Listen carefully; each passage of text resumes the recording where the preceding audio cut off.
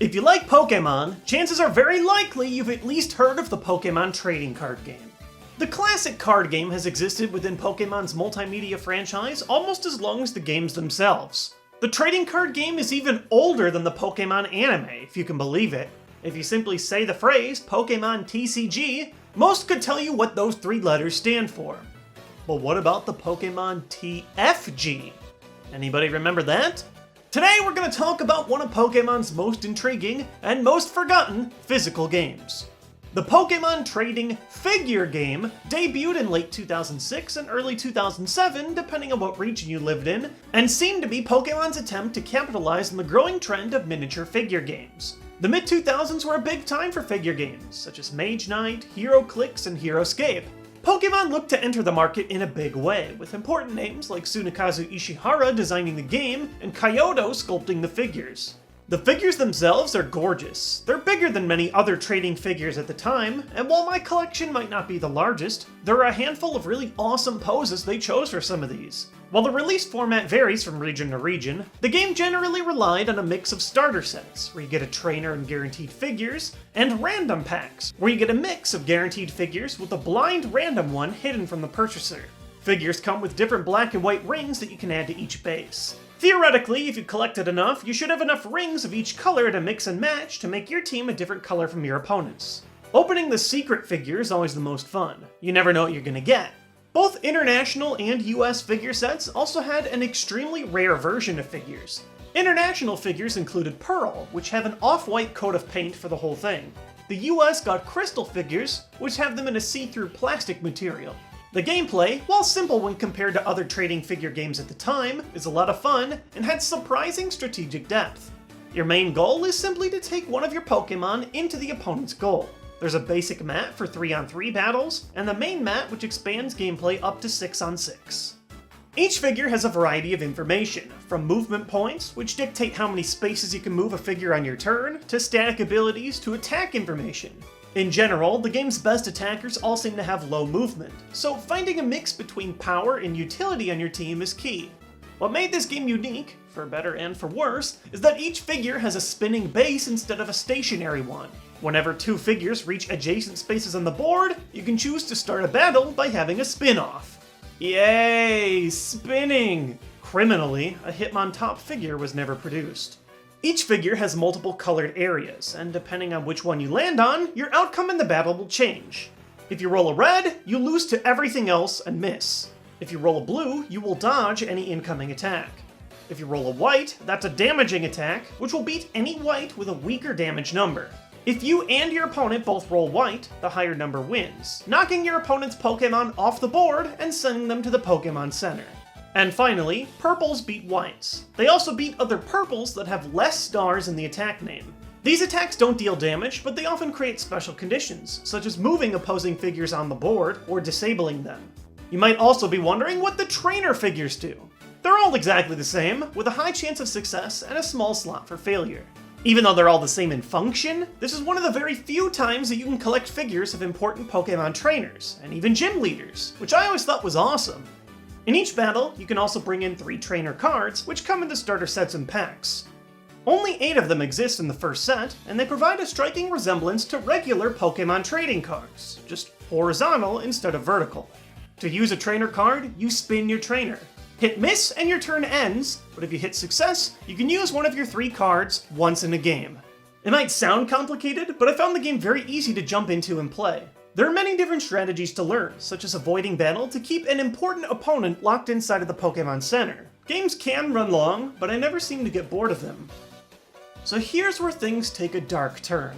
At this point, you might be thinking, man, this game actually looks kinda cool. How many sets of this did they release? The short answer is 1. I know what you're thinking, but TheJWittz, the figures you've shown us all say Next Quest on them. Surely that's an expansion, right? It's, actually not. Next Quest, confusingly enough, is the base set of the Pokémon TFG.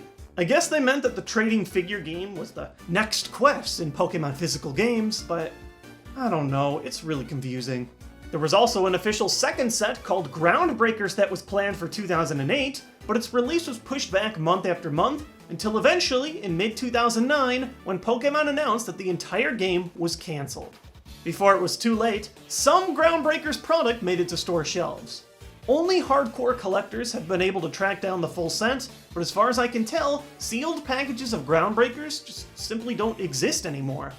It's a shame too, because some extremely popular and beautiful figures come from this set, like Blastoise, Venusaur, and Mewtwo.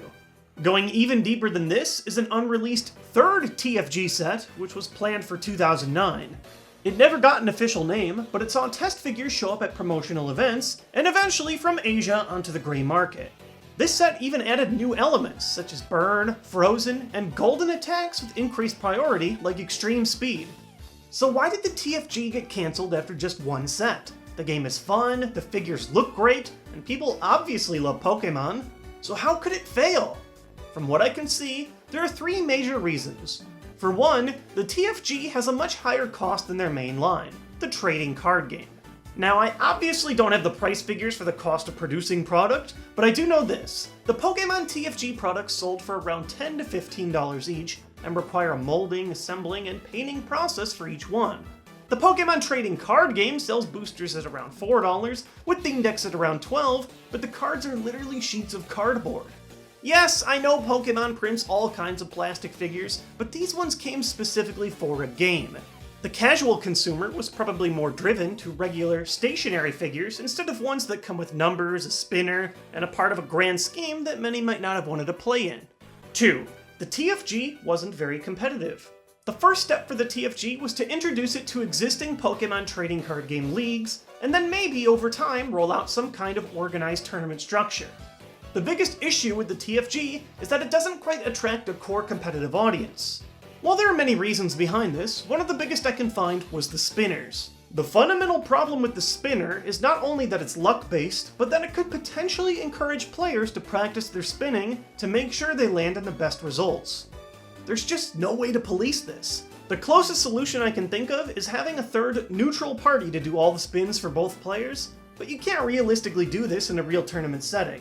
I found the spinners fun, and I'm sure many other players do as well, but their design prevented the possibility of a truly competitive TFG environment. And third, perhaps the most depressing, was that the trading figure games were on their way to a huge decline. They're an expensive hobby for collectors and an expensive product to produce. Just look at this list of popular minifig games. Mage Knight, cancelled in 2005, revived with just one set in 2013. Star Wars Miniatures, cancelled in 2010. Heroescape, cancelled in 2010. Dungeons & Dragons Miniatures, cancelled in 2011. Even the mighty HeroClix line was cancelled in 2008, before eventually being purchased and continued by a new company. Now, I'm definitely not saying that collectible figure games are dead. There's a huge audience for them, but there's more of a heavy focus on the Warhammer and War Machine type army play that can run up to hundreds of dollars per team. Overall, I think Pokémon probably made a smart business decision, realizing that the trading figure games were on a decline in mass markets and deciding to cut their losses before getting too deep in a risky business. I'm bummed the Pokémon trading figure game never really got far. If it began production in the earlier 2000s, we might have seen a handful of sets over the years, but for now, it's just an obscure little piece of Pokémon history. Hard to find, but still worth your time for a few fun games if you ever have the pleasure of picking the game up. Thanks for watching today's Pokémon Fact video. If you want to see a few other Pokémon videos that I've done, you can check them out right here. Also, if you want to learn when new videos are being released on this channel, you can click here to subscribe for more updates. Thanks for watching, and I'll catch you guys next time with more Nintendo content.